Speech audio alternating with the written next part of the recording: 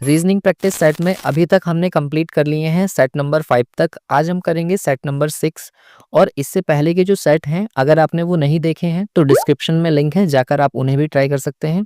Set number 6 का question number first कुछ इस तरह से है। जैसे देखिए क्वेश्चन नंबर फर्स्ट आपको दिया हुआ है, ये क्वेश्चन आपने देखा होगा। यहाँ पर क्या दिए हुए होते हैं, दो अवयव आपको दिए हुए होते हैं और उनके अकॉर्डिंग आपको कोडिंग दी होती है और आपको यहाँ पर एक वर्ड दिया होता है 4 या 5 लेटर्स में और पूछा जाता है कि इसका कोड बताइए क्या होगा। तो देखो इसकी सारी लैंग्वेज आप पढ़ सकते हैं। यहाँ पर क्या दिया हुआ होता है, पहले आपको पहचानना होता है कि कोड किस तरह से बन रहा है। तो इन्होंने कहा है कि अवयव 1 के स्तंभ और पंक्ति जो है वो 0 से 1 से लेके 4 तक दिए हैं और यहाँ पर सेकंड के दिए हैं 5 से लेके 9 तक। आपको कहाँ से ध्यान देना है इसकी लैंग्वेज में, यहाँ से। देखो यहाँ कहा है कि अक्षर को पहले उसकी पंक्ति से और फिर उसके बाद में स्तंभ द्वारा दर्शाया गया है। मतलब कहने का ये है कि पहले हम इधर चलेंगे और फिर इधर चलेंगे। तो बस इतनी सी बात आपको जैसे ही पता चल जाए आप कोड करना स्टार्ट कर दो। और देखो इसमें ध्यान रखना, ऑप्शन एलिमिनेशन से क्वेश्चन करोगे ना तो जल्दी आंसर आएगा। जैसे यहाँ पर सबसे लास्ट में क्या दिया है, एस दिया है। तो आप यहाँ से ना एक एक करके ऑप्शन चेक करो कि लास्ट में एस किस किस से बन सकता है। तो सबसे पहले हम बात करें अगर 67 पर, तो 67 पर हमें एस मिलना चाहिए। तो इस वाले मैट्रिक्स में देखिए यहाँ से 6 और यहाँ से 7 अगर देखें तो यहाँ पर एस दिख रहा है हमें, इसका मतलब इसकी पॉसिबिलिटी तो है। ऐसे ही फिर देखो 96 पर भी होना चाहिए। तो यहाँ से 9 और यहाँ से 6। अब यहाँ पर आप जाओगे तो यहाँ देखो फिर से एस दिख रहा है मुझे, मतलब इसकी भी पॉसिबिलिटी है।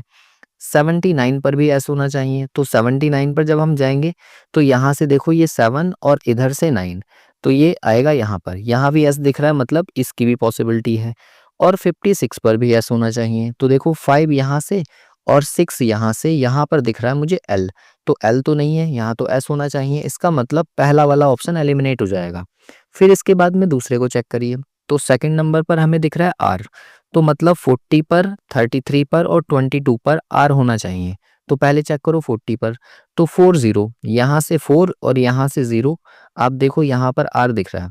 अगर आर है तो मतलब इसकी पॉसिबिलिटी अभी भी है। फिर देखो आप 33 पर, तो 3 यहाँ से और 3 यहाँ से, यहाँ पर भी देखो आर दिख रहा है, तो इसके भी चांसेस हैं। और 22 पर भी, तो 2 इधर से और 2 इधर से। जब आप देखोगे तो यहाँ पर वी बना हुआ है, इसका मतलब ये वाला ऑप्शन भी आपका एलिमिनेट हो गया। फिर इसके बाद में थर्ड लेटर को देखो तो यहाँ ए दिया हुआ है, तो मतलब आपको 41 पर और 13 पर ए दिखना चाहिए। तो 13 पर ए है क्या, यहाँ से देखो 1 जाओ और यहाँ से 3, तो यहाँ देखो ए दिख रहा है, इसका मतलब इसके चांसेस अभी भी हैं। और 41 पर भी, तो 41, यहाँ से 4 जाएंगे और इधर से 1, तो यहाँ पर मुझे दिख रहा है वी। और वी तो नहीं, हमें तो ए चाहिए था, इसका मतलब ऑप्शन सी भी एलिमिनेट। तो हमारा जो आंसर होगा वो ऑप्शन डी होगा। देखो कई बार क्या होता है कि सिर्फ आप लास्ट के लेटर को ही चेक करोगे, वहीं से आंसर मिल जाएगा। और कभी कभी हमें 3-3 डिजिट तक, मतलब 3-3 लेटर्स तक चेक करना पड़ सकता है। तो फिलहाल इसको जब भी आप करेंगे ऑप्शन एलिमिनेशन से ही करेंगे, इसलिए हमारा आंसर यहाँ पर आ जाएगा पहले क्वेश्चन का डी। इसके बाद देखिए क्वेश्चन नंबर 2 को। तो क्वेश्चन नंबर 2 में कहा है उस विकल्प का चयन कीजिए जो दिए हुए शब्दों को उस क्रम में दर्शाता है जिस तरह से अंग्रेजी वर्णमाला में होते हैं। मतलब ऐसे सोचो ये डिक्शनरी का क्वेश्चन है और डिक्शनरी के क्वेश्चन को हम किस तरह से सॉल्व करते हैं। देखो यहाँ पर सबसे पहले आपको ये देखना होता है कि चारों ऑप्शन में कुछ कॉमन तो नहीं है, और वो भी सबसे पहले टर्म को। तो यहाँ तो कुछ भी कॉमन नहीं दिख रहा। तो आप देखो कि यहाँ नंबर 3 दिया है, फिर नंबर 4 दिया है और फिर नंबर 2 दिया है और फिर नंबर 5 दिया है। तो इन चारों में से देखो पहले कौन सा आएगा। तो यहाँ पर देखो 3 नंबर ये रहा और 4 नंबर ये है, 5 नंबर ये है और 2 नंबर ये है। इन सब में सबसे पहले कौन सा आएगा। तो देखो यहाँ पर एम तो सब में दिख रहा है, इसको हटा दो।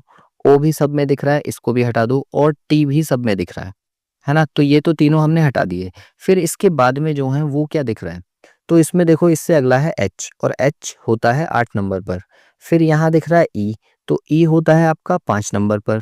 फिर यहाँ एच दिख रहा है तो ये 8 नंबर पर होगा। और फिर यहाँ आई दिख रहा है तो ये 9 नंबर पर होगा। तो आप इन सब में बताओ सबसे पहले कौन सा आएगा, नंबर 5। और 5 नंबर वाला कौन सा था, तीसरा। और तीसरा आपको कौन से ऑप्शन में दिख रहा है, ए में। तो इसका मतलब इसका जो सही आंसर होगा वो ए ऑप्शन करेक्ट होगा। तो आपको याद रखना है कि डिक्शनरी का क्वेश्चन जब भी आ जाए इसको भी हम किससे करेंगे, ऑप्शन एलिमिनेशन से। इसके बाद देखिए क्वेश्चन नंबर 3 को, तो ये है ब्लड रिलेशन का। और ब्लड रिलेशन में देखो यहाँ पर एक फैमिली दी होती है और उसके अकॉर्डिंग पहले आप फैमिली ट्री बनाइए और फिर बताइए कि किस तरह से ये संबंधित होंगे। तो देखो, आपको इसमें एक चीज़ याद रखनी है कि पुरुष को हम दिखा रहे हैं ट्रायंगल से और महिला को हम दिखा रहे हैं सर्कल से। अगर ये दोनों पास में ऐसे ही रखे हुए हैं जैसे हैं, तो ये भाई-बहन है, और अगर इनके बीच में प्लस लगा हुआ है तो ये हस्बैंड वाइफ हो जाएँगे। अब मेरे साथ इसको बनाइए। देखो यहाँ पर सबसे पहले इन दो में देखो कि कौन सा साइन है, तो इन दोनों के बीच में एट द रेट साइन है। और एट द रेट साइन का मीनिंग क्या है कि 3 जो है वो 4 का भाई है, मतलब एल जो है वो भाई है किसका, एम का। तो अगर एल भाई है तो इसको ट्राइंगल में बनाओ और एम को इसके साइड में बना दो। ठीक है, फिर इसके बाद देखो अगले में, यहाँ एम और एन के बीच में एंड साइन बना हुआ है। तो एंड का मतलब होता है कि ये इसकी बेटी है, मतलब पहले जो लिखा है वो दूसरे वाले की बेटी है, तो आप कहोगे कि M is the daughter of N. तो एन को ऊपर बना देंगे क्योंकि फैमिली जो है ऊपर चली जाएगी। फिर इसके बाद में देखो एन और ओ के बीच में हैज का साइन है, तो हैज यहाँ पर दिया हुआ है। इसका मतलब क्या है कि 3 जो है 4 का पिता है। इसका मतलब एन जो है वो क्या है, मेल है, और किसका है, ओ का। तो ओ को नीचे वाली जनरेशन में बना देंगे। फिर इसके बाद देखो ओ और पी के बीच में प्लस का साइन है, तो प्लस के अकॉर्डिंग क्या होता है, पुत्र है, मतलब ओ जो है वो पुत्र होगा किसका, पी का। अब ओ अगर पुत्र है पी का, तो आप देखो ये इसी फैमिली के तो बच्चे हैं, इसका मतलब एन और पी जो होंगे वो हस्बैंड वाइफ होंगे। ये आपको अपनी तरफ से बनाना पड़ेगा। फिर इसके बाद में देखो आगे क्या दिया हुआ है, स्टार दिया हुआ है और क्यू के बीच में, है ना। तो पी और क्यू के बीच में अगर स्टार है तो स्टार का मीनिंग क्या होता है कि ये इसकी माँ है, मतलब पी जो है वो मदर है क्यू की। तो पी अगर मदर है क्यू की तो क्यू को नीचे बना देंगे। और फिर सबसे लास्ट में क्या दिया हुआ है यहाँ पर, हैज़। और हैज़ का मतलब क्या है, पिता है, मतलब क्यू जो होगा वो पिता होगा आर का। तो क्यू अगर पिता है आर का तो इसको हमने इस तरह से बना दिया। अब इसके बाद में देखो क्या कहा है क्वेश्चन में। इसमें कहा है कि एम आर से किस प्रकार संबंधित है, तो इसका मतलब हो गया एम का आर से क्या संबंध है। तो जिसके साथ में का लगा होता है उसको बताना है कि वो क्या लगेगा।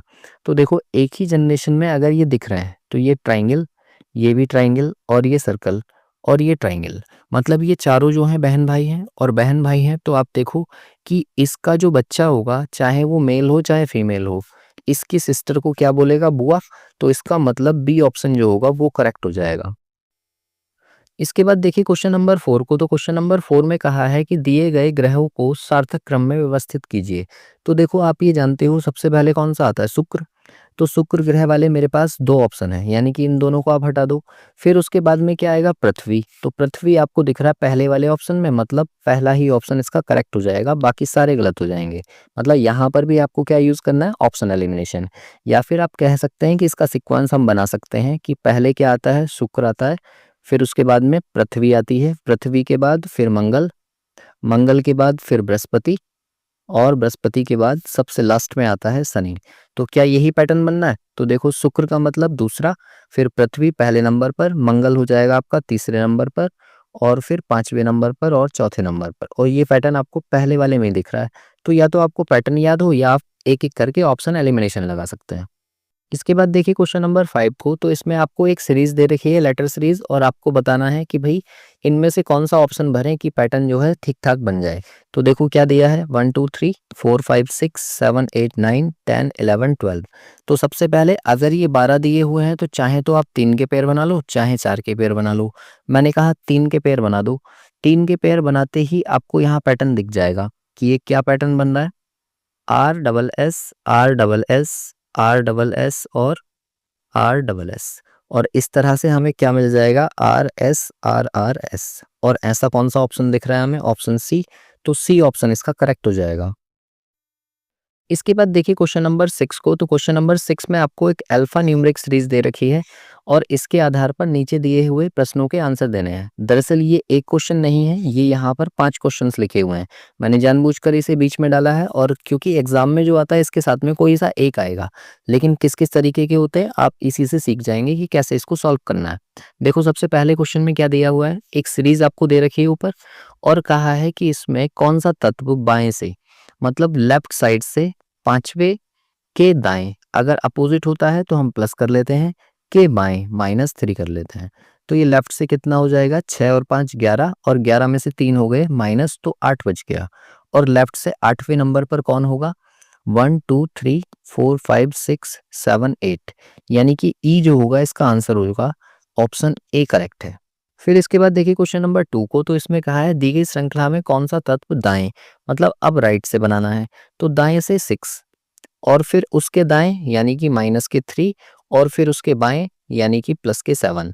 मतलब कहने का यह है कि लेफ्ट के साथ में अगर राइट आ रहा है तो उसको मैं प्लस कर रहा हूँ और लेफ्ट के साथ लेफ्ट ही आ रहा है तो उसको मैं माइनस कर रहा हूँ। ठीक है, अब यहाँ से देखो राइट से कौन सा बन जाएगा, 7 और 6 13 और 13 में से 3 माइनस गए तो 10 बचे। मतलब राइट साइड से 10th प्लेस पर कौन सा होगा, तो आप गिन लो 1 2 3 4 5 6 7 8 9 10। तो इसका जो आंसर हो जाएगा वो क्यू हो जाएगा, जो कि 10th प्लेस पर है राइट साइड से।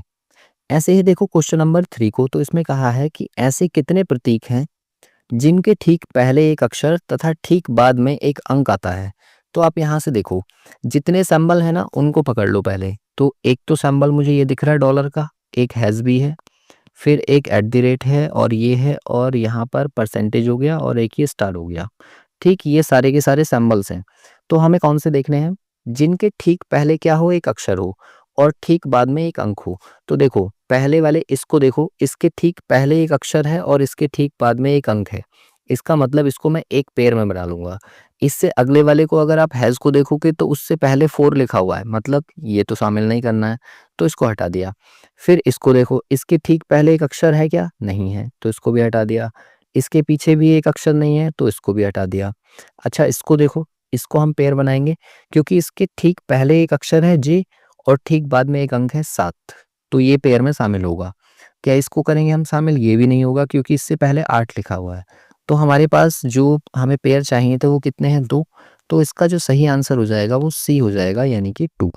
इसके बाद देखिए इसका फोर्थ पार्ट, और फोर्थ पार्ट में कहा गया है कि दी गई श्रृंखला में बाएं से छठे और दाएं से 9वें तत्व के ठीक बीच में कौन सा तत्व होगा। तो सबसे पहले हम इसको थोड़ा सा क्लीन कर लेते हैं। देखिए लेफ्ट साइड से हमें 6 गिनने हैं, तो 6 हम जब गिनेंगे तो कितना हो जाएगा, 1 2 3 4 5 6।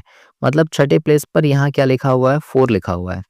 और फिर हमें राइट साइड से कौन सा चाहिए, 9th प्लेस पे।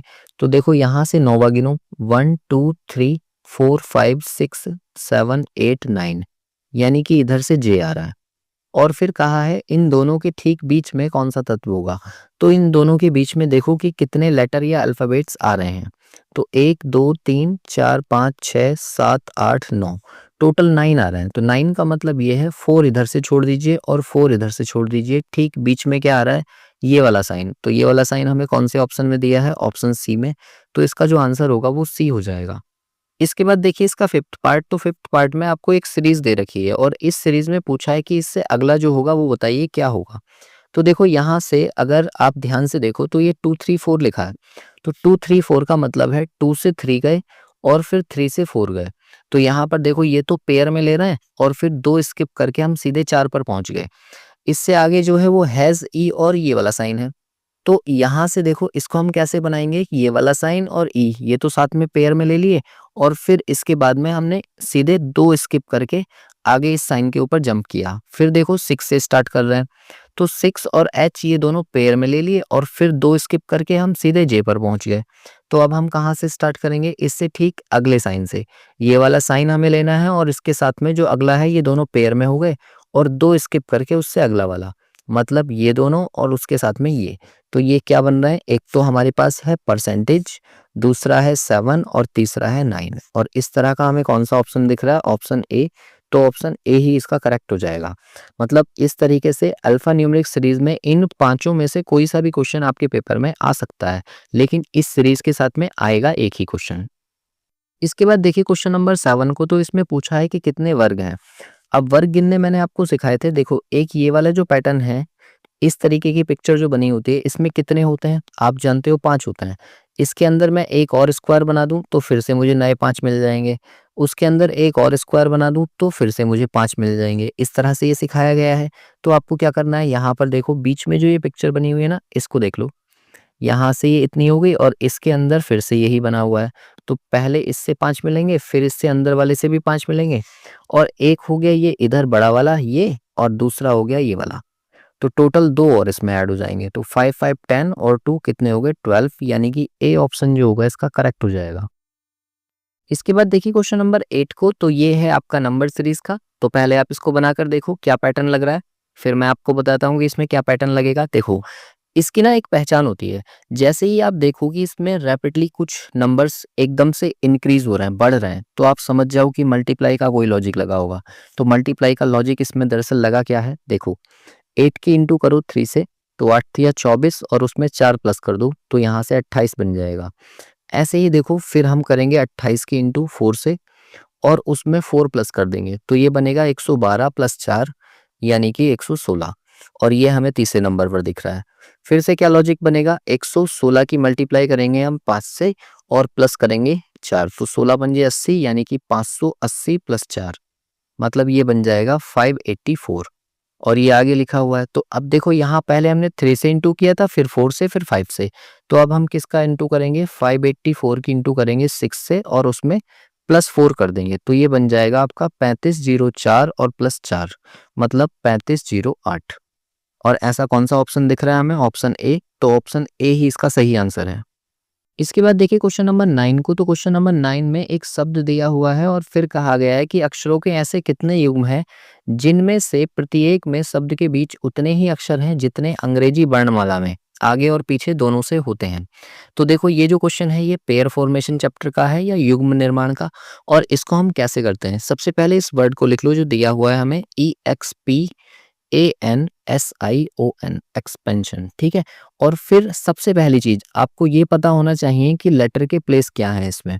तो देखो ई जो होता है वो 5 पर होता है, एक्स होता है आपका 24 पर, पी होता है 16 पर, ए 1 पर, और एन होता है आपका 14, एस होता है 19, ये होता है 9, और ये होता है 15, और एन होता है फिर से 14।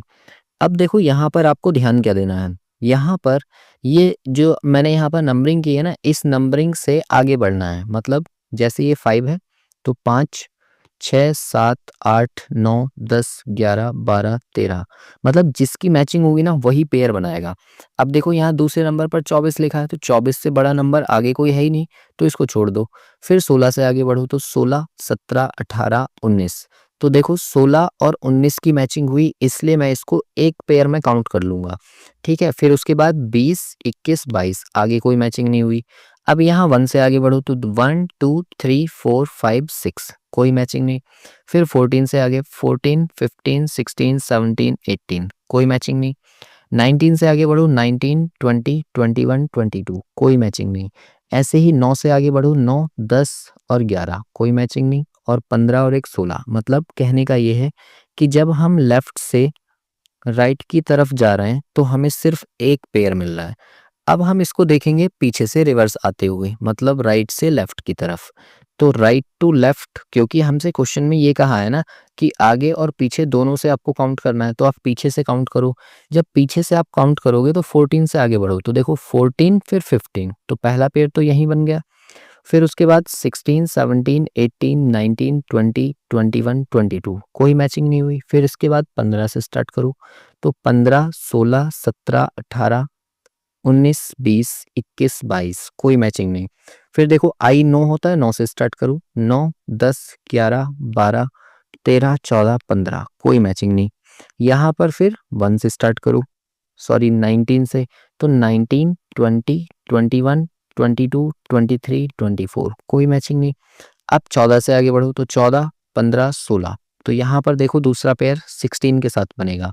और फिर उसके बाद 17, 18, कोई मैचिंग नहीं। एक के बाद बड़ा नंबर इतने पास का कोई नहीं दिख रहा है, एक को छोड़ दो। पी 16 के बाद 17, 18, 19 नहीं मिल रहा है, 24 के बाद 25 नहीं। तो कुल मिलाकर आपको राइट से लेफ्ट तक जाने में कितने पेयर मिल गए, 2, और टोटल इन दोनों को प्लस कर देंगे तो हमारे पास कितने पेयर बनेंगे, 3, यानी कि ऑप्शन ए जो होगा इस क्वेश्चन का सही होगा। कि क्वेश्चन नंबर 10 को, तो क्वेश्चन नंबर 10 जो है उसमें कहा है कि ब्रेक को हम इससे कोड कर रहे हैं तो लीवर को किससे कोड करेंगे। तो देखो इस क्वेश्चन को करने के लिए सबसे अच्छा तरीका ये होता है कि पहले ना आप इसको अपने पास जो शीट दी हुई है उस पर उतार लो, और जो इसका कोड है उसके ठीक नीचे नीचे उसको उतार लो। उससे क्या होता है, हमें कोड ढूंढने में आसानी होती है। और फिर ऐसा ही काम आप उसके साथ भी करो जिसका कोड हमें निकालना है। तो लीवर का कोड निकालना है, उसका कोड हम नीचे लिखेंगे।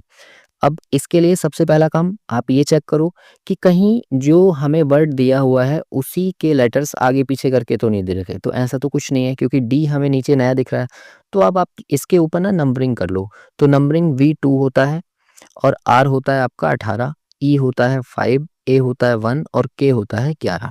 ठीक, इसके बाद में नीचे जो नंबरिंग है उस पर भी करो। तो डी जो है 4 होता है, S 19 होता है और ई होता है 5, जेड होता है आपका 26 और आई होता है आपका 9। ठीक, ये जो लेटर के प्लेस हैं, ये लिखने के बाद आपको क्या करना है, आपको देखना है कि क्या लॉजिक लग रहा है। तो आप देखो 2 से क्या बनना है, 4 बनना है। इसका मतलब यहाँ पर +2 हुआ। ठीक, और 18 से बनना है हमारा 19, तो यहाँ +1 हुआ। और ई तो ई ही है, तो आप कहो यहाँ तो 0 आ रहा है। अब ए से 26 बन रहा है, तो यहाँ हुआ -1 और ऐसे ही यहाँ पर हुआ -2। तो आपको ये लॉजिक पता चल गया कि भाई पहले वाले में +2 करो, फिर +1 करो, फिर 0, फिर -1, फिर -2 और यही पैटर्न लगा दो इसके अंदर। तो एल होता है आपका 12, आई होता है 9, वी हो गया आपका 22 और ई हो गया 5 और आर हो गया 18। ठीक, अब यहाँ पर सबसे पहले वाले में आपको +2 करना है। तो 12 में जब +2 होंगे तो 14 बनेगा और 14 पर क्या होता है n। तो n वाले हमारे पास 2 ऑप्शन है, मतलब C और D दोनों एलिमिनेट कर दो।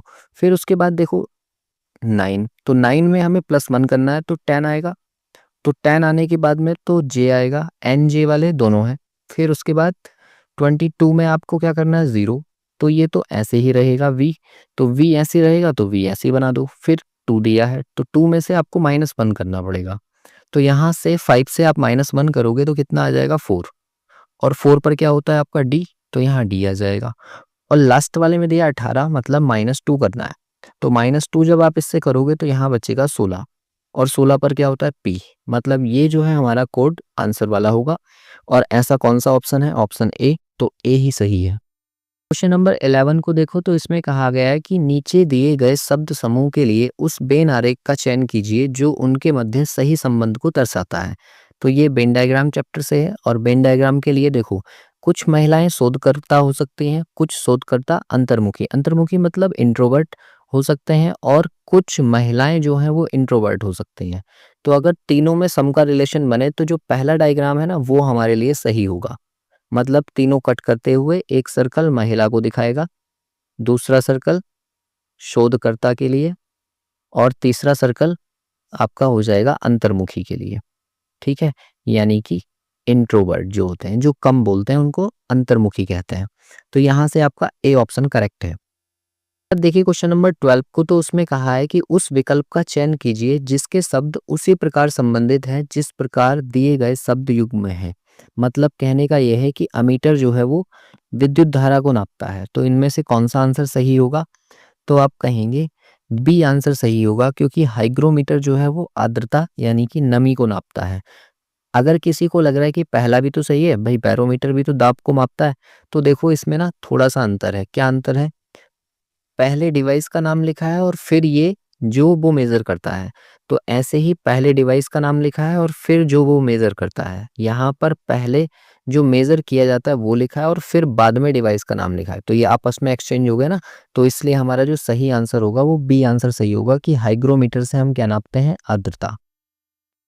इसके बाद देखिए क्वेश्चन नंबर 13 को, तो यहाँ पर कहा है कि श्रद्धा ने कहा वह अपनी माँ के इकलौते भाई के बेटे की माँ के ससुर से मिली, तो वह किससे मिली। तो ये क्वेश्चन हो गया आपका ब्लड रिलेशन का। और देखो इस क्वेश्चन को ना आप आसानी से सॉल्व कर सकते हो। आप अपने ऊपर ट्राई करो, अपने ऊपर ट्राई का मतलब देखो यहाँ का है अपनी माँ, तो आप ये देखो कि मेरी माँ, ठीक है, और के इकलौते भाई, तो माँ का जो इकलौता भाई होगा वो मेरे मामा होंगे। तो मामा के बेटे की माँ यानी कि मेरी मामी, और मामी के ससुर कौन होंगे, मेरे नाना, तो नाना से मिली है वो। तो इसका मतलब इसका ऑप्शन ए हो जाएगा। इस क्वेश्चन से ना आप एक चीज़ ध्यान रखना, कोई ज़रूरी नहीं है कि हम हर बार डायग्राम ही ड्रॉ करेंगे। हम कई बार अपनी फैमिली, अपने रिलेशन में जाकर भी क्वेश्चन को आसानी से बना सकते हैं। जैसे यहाँ पर मैंने इसको कैसे ट्राई किया, मेरी मम्मी और मम्मी के इकलौते भाई यानी कि मेरे मामा हो गए, और मामा के बेटे यानी कि मामा का बेटा मेरा दोस्त हो गया ऐसे मान लो, और उसकी माँ तो मेरी मामी लगेगी, और मेरी मामी के जो ससुर होंगे वो मेरे मम्मी के पापा होंगे, तो वो नाना ही तो लगेंगे। तो इसलिए हम इसको डायरेक्ट भी ऐसे कर सकते हैं। और अगर किसी के इकलौते मामा नहीं हैं तो कोई बात नहीं, मान लो। इसके बाद देखिए क्वेश्चन नंबर 12 को, तो इसमें कहा है कि 22 फरवरी 2012 को सप्ताह का कौन सा दिन था। कैलेंडर टॉपिक को मैंने यहाँ पर आपको डिटेल में पढ़ा रखा है, कई सारी वीडियोस हैं चैनल की प्लेलिस्ट में जाकर आप चेक करना, मैं डिस्क्रिप्शन में लिंक भी दूंगा, आप वहाँ से उसको ट्राई करना। क्योंकि देखो ये जो टॉपिक है ना कैलेंडर, इसका क्वेश्चन एक ना एक आपको जरूर पेपर में दिखेगा ही दिखेगा, तो ये क्वेश्चन आपसे छूटना नहीं चाहिए। इसलिए देखो मैं यहाँ पर सिखाता हूँ कैसे इसको सॉल्व करते हैं। यहाँ पर देखो फरवरी 2012 अभी कंप्लीट नहीं हुआ है, नहीं हुआ है तो आप कहो कि यहाँ से 2011 साल कंप्लीट हो रहे हैं, है ना। और 11 साल के साथ जो फरवरी आ रही है 2012 की, वो 22 फरवरी तक आ रही है। तो आप यहाँ से स्टार्ट करो कि जनवरी के कितने दिन, 3 दिन, और प्लस फरवरी, फरवरी के यहाँ 22 दिन दे रखे हैं, तो 22 का मतलब 1, क्योंकि मैंने 21 दिन इसमें से पहले ही हटा दिए, और प्लस ये 2000 साल, ये तो 400 का मल्टीपल है, और प्लस 11 साल और इन 11 साल में लीप कितने होंगे, तो 4 से इसको डिवाइड कर लो, तो 4 दूनी 8, तो यानी कि 2 लीप होंगे।